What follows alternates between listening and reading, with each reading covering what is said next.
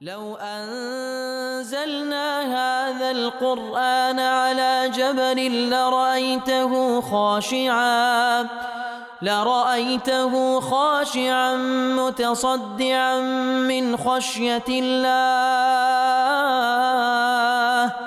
وتلك الأمثال نضربها للناس لعلهم يتفكرون. الحمد لله والصلاة والسلام على رسول الله وعلى آله وصحبه ومن والاه. السلام عليكم ورحمة الله. برزان خوشحال لوانی 267 لوانەکانی تەفسیر قورئانی پیرۆز بێمەوە خزمەتتان بەمەبەستی ڕەزامەندی خوای گەورە و هیوادارم ئێوە ئازیز سوودی لێوە بگرن. أعوذ بالله من الشيطان الرجيم بسم الله الرحمن الرحيم إن الذين كفروا لن تغني عنهم أموالهم ولا أولادهم من الله شيئا وأولئك أصحاب النار هم فيها خالدون. والله خۆشەویستان کە لە ئاەتەکانی پێشترێ باسی لە کۆمەڵێک لە ئەهلی کتاب کرد ئەوانەی کە منصفن و ئیمان بە پێغەمبەر دێنی صلی الله علیه وسلم باس لە صفاتەکانیان کرد و بە متەقی و بە صالح ناوی بردن. ئەوجا لێرەشدا دیسان باس لە کافرەکان دەکات ئەوجا سەواءن ئەو کافرانەی کەوا لە ئەهلی کتاب کافرن یاخود مشریکەکانن یاخود ئەوەی مسلمان بۆ پاشان مرتد بوویتەوە هەر هەمووی خوای گەورە بە کافر ناو دەبا. بێگومان ئەوانەی کەوا کافرن لن تغني عنهم أموالهم ولا أولادهم من الله شيئا. وأنا بێگومان ئینە لە بۆ تەکیدە ماڵیان و منداڵەکانیان هیچیان پێ ناکرێ بەرامبەر بەخوا سبحانه وتعالى وأولئك أصحاب النار هم فيها خالدون. هەر ئەوانەش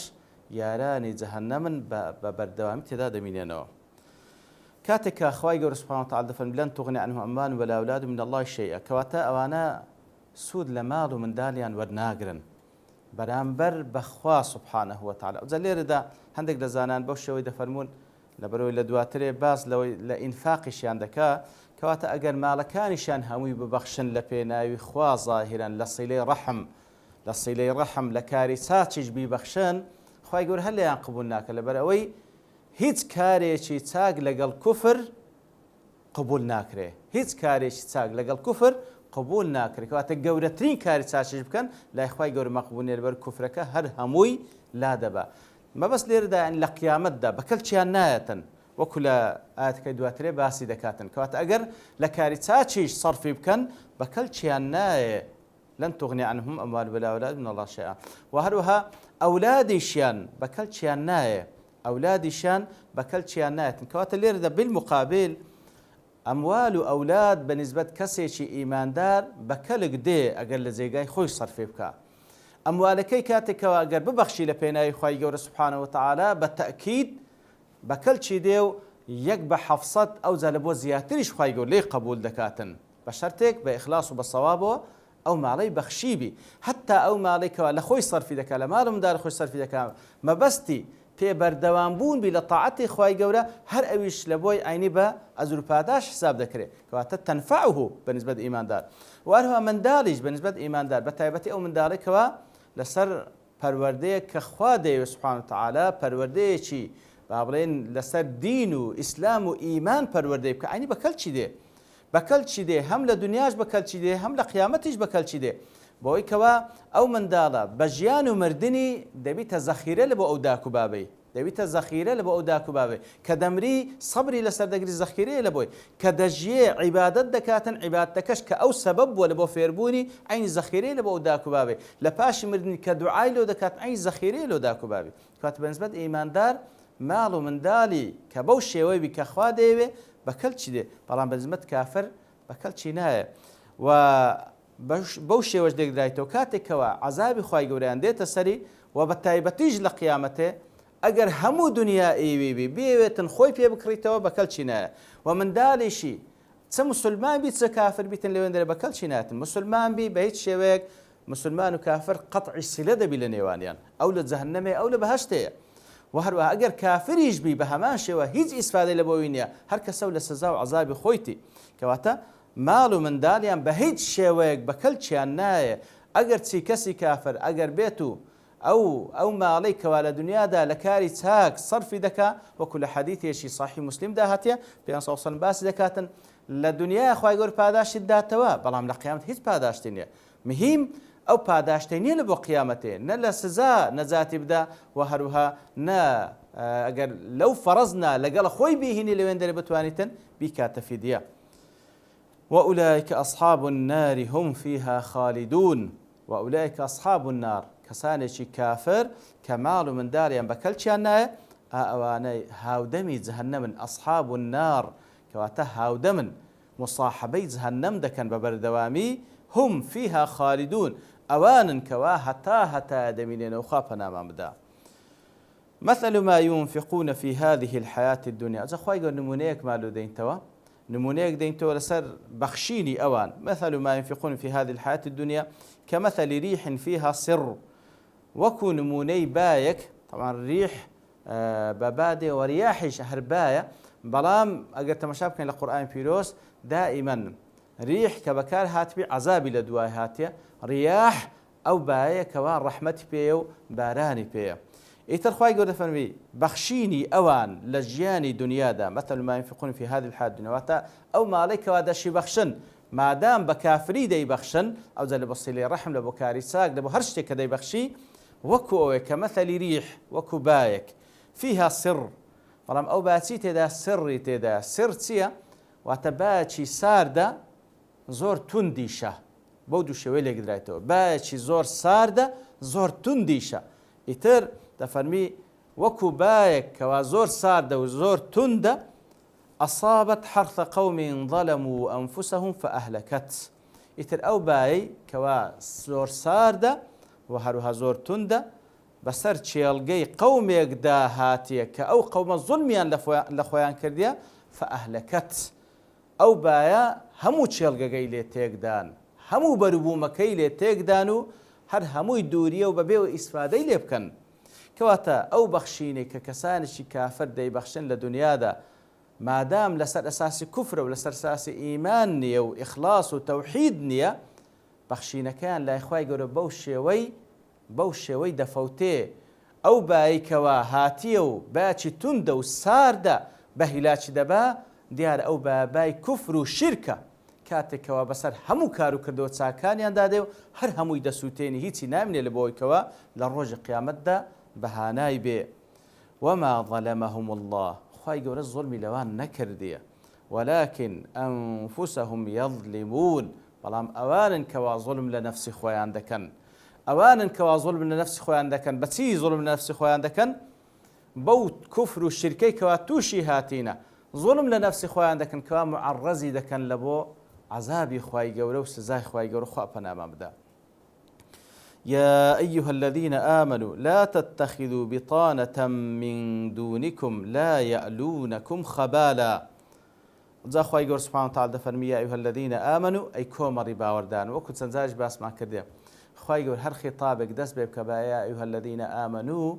کەواتە ئەو داواکاریە کە لە دوای یا ئەیها الذین ئامنوا دێ لە پێداویستەکانی ئیمانە جێبەجێکردنی بەڵگەیە لەسەر ئیمانی ئەو بەندەیە نوقسانیش لە جێبەجێکردنی ئەو پێداویستیە بەڵگەیە لەسەر نوقسانی ئیمانی ئەو بەندەیە یا ئەیها الذین ئامنوا لا تتخذوا بطانة من دونكم ئەی کۆمەڕی باوەڕداران کەسانێک مەکەنە بیتانەی خۆتان لە غەیری خۆتان بیتانە چییە؟ بیتانە واتە ئەوانەی کەوا ئەصحابی سڕینگۆنە واتە کەسانێک هەندە لە خۆتان نزیک مەکەنەوە ئەسرار و نهێنیەکانی خۆتانیان هەموو پێ بڵێن من دونیکم لە غەیری ئیمانداران لە غەیری ئیمانداران ئەوجا مشریک بی کافر بی ئەهلی کتاب بی هەرچ بی خوای گەورە دەفەرمی ئەوانە مەکەنە بیتانەی خۆتان ئەسراری خۆتان و ئەسراری موسڵمانانیان پێ بڵێن بیتانە دیارە بیتانە وەکو زانان دەفن لەلایەن لوغەتەوە وەکو ئەوەی کە شمەکێک کەرەبەری دەکەی بیتانەی هەیە ظیهارەی هەیە کەواتە لای دیوی دەروەی ئەوە ظەهرە لای دیوی ژوورەوەی ئەوە بیتانەیە کەواتە هەندە لە خۆتانیان نزیک مەکەنەوە سیقەیان پێ نەکەن بیکەنە جێگای نهێنیەکانی خۆتان کەوا ئەسراری خۆتان پێیان بڵێن بە تایبەتی ئەسراری مسلمانان لا تتخذوا بطانة من دونكم أي من دون المؤمنين لا يألونكم خبالا لا يألونكم واتە تەقسیری ناکەن خەبالە واتە فەسادە تەقسیری ناکەن لە فەسادینگۆ واتە تەقسیری ناکەن ئەو کەسانە لە بۆی کەوە ئەنگۆ تووشی فەساد بکەن فەسادی عەقیدە فەسادی مادی، فەسادی ئەخلاقی، هەموو شێوازەکانی فەساد لەبەر بە مطلقی خوای گەورە باسی کردێ. لا یەئلونەکم خەبالە. خەبالە وەکو لە خەبەلی هاتیە، واتە کەسێکەوە تووشی شێتی دێ دەرێ عەقلەکەی تووشی خەبەل بوو لەبەر ئەوەی تووشی فەسادی هات. ئیتر ئەوان لا یەئلونەکم خەبالە. خوای گەورە باسییان دەکات لە بۆ ئێمە ئەوانە کەسانێکن کەەوە تەقسیری ناکەن لە هەموو شتێکەوە ببیتە مای فەساد لە بۆنگۆ. تەقسیری ناکەن لەوەی کەوە تووشی فەسادی ڕەئی بێن، واتە ڕەئیەکانتان لە جێگای خۆی نەبی، هەوڵ دەدەن تەئسیر لە تەفکیرتان بکەن و هەروەها تەئسیر لە عەقیدەکەتان بکەن، بیگۆڕن فەسادی عەقیدی، و هەروەها تەئسیر لە ئەخلاقتان بکەن، تووشی فەسادی ئەخلاقیتان بکەن، فەساد لە ماڵتان پەیدا بی لە بەو شێوەی کەوا تووشی خەسارەتتان بکەن. ئیتر بە هەموو شێوازەکانی فەساد ئەوان تەقسیری ناکەن. لا یەئلونەکم خەبالە وەدوا ما عەنیتتم. ئەوان وەدوا واتە پڕ بەدڵی خۆیان پێیان خۆشە، ما عەنیتتم تووشی عەنەتتان بکەن. عەنەت واتە مەشەقە. پڕ بەدڵ پێیان خۆش ئەنگۆ تووشی مەشەقەت بکەن، تووشی زەحمەتی بکەن، تووشی ئێش و ئازار بکەن. قد بدت البغضاء من أفواههم. بتحقيق بغضاء ڕق لێبوونەوە لە دڵیانە، بەسە زمانیشیان هاتیە و لەسە زمانیشیان ڕەنجی دایتەوە. کاتێکەوە ئەو دڵە پڕبی لە ڕق لێبوونەوە، ئیتر ئینسان بەدەستە خۆی نییە لە دموچاوی یان لە فەلەتاتی لیسانی هەر بە دیار دەکەوی. ئیتر خوای گەورە دەفەرمی ئەوانە غەیری موسڵمانان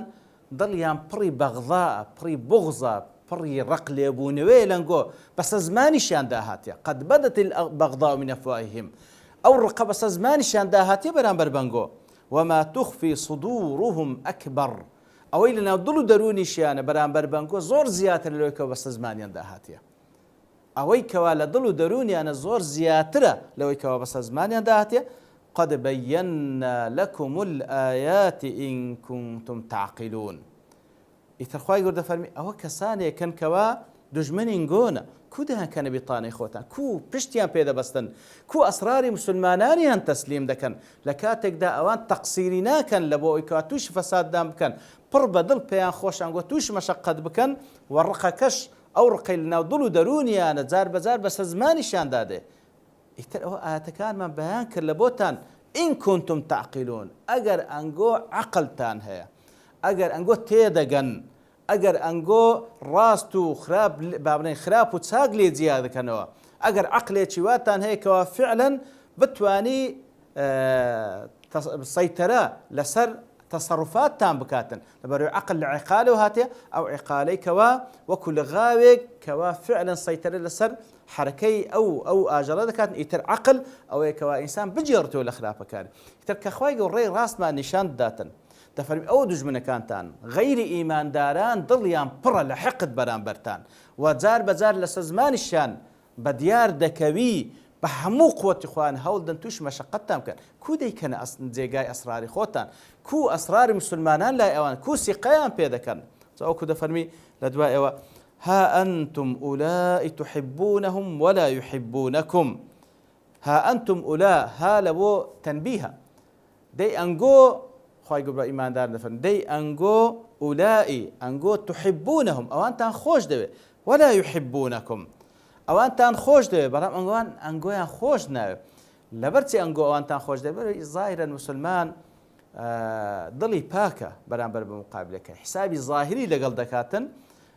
هەتا بکرێ مقابلی خۆش دەوێت. ها ئەنتم ئولایی تحبونهم، لەبەری مقابل وەکو خۆت حساب دەکەی، بە تایبەتی کە ظاهرەن وانیشان بداتن کە ئەو دڵسۆزی تو، ئیتر ئەتوش ظاهرەن ها ئەنتم ئولایی تحبونهم، خۆشتان دەوێن، بەڵام ئەوان ئەنگۆیان خۆش ناوێت. ولا يحبونكم وتؤمنون بالكتاب كله. وأنكو إيمانتان بهمو كتابكاني خواي قوله هيا، همو كتابان كلا لا خواي قوله هيا هاتي همو إيمانتان بيه هيا،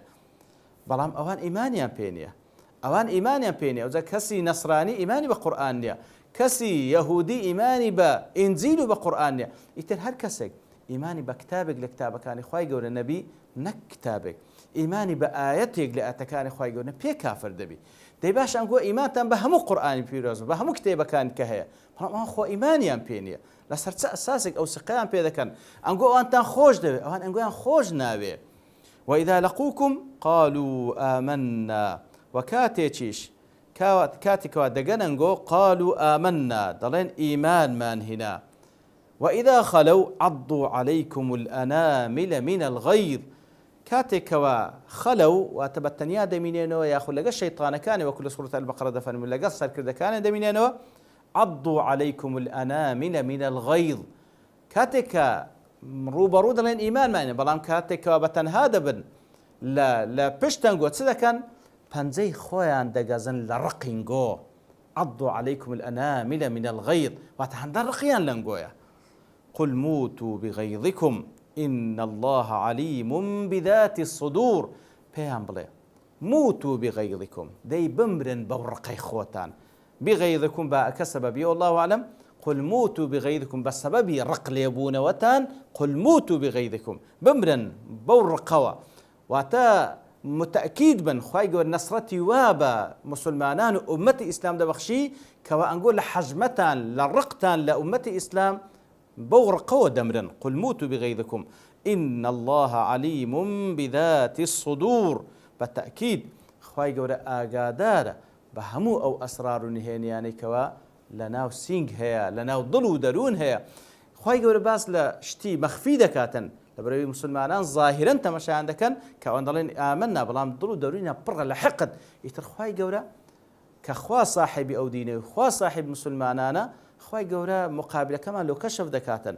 همو نكهر شتا ظاهرة كانيان شتا نهيني ونا ضلو درون شارب ما كشف دكاتن وكل آيات كيف يشتري فرموي إن كنتم تعقلون كوات أجر كسك باش أوهم آقادار كنو إخواي جور سبحانه وتعالى سقابة كسان شي غير مسلمان بكاتن ديار أو خلل عقله وخوابنا ما بدا وصلى الله وسلم على نبينا محمد وعلى آله وصحبه أجمعين وآخر دعوانا الحمد لله رب العالمين. لو أنزلنا هذا القرآن على جبل لرأيته خاشعا متصدعا من خشية الله وتلك الأمثال نضربها للناس لعلهم يتفكرون.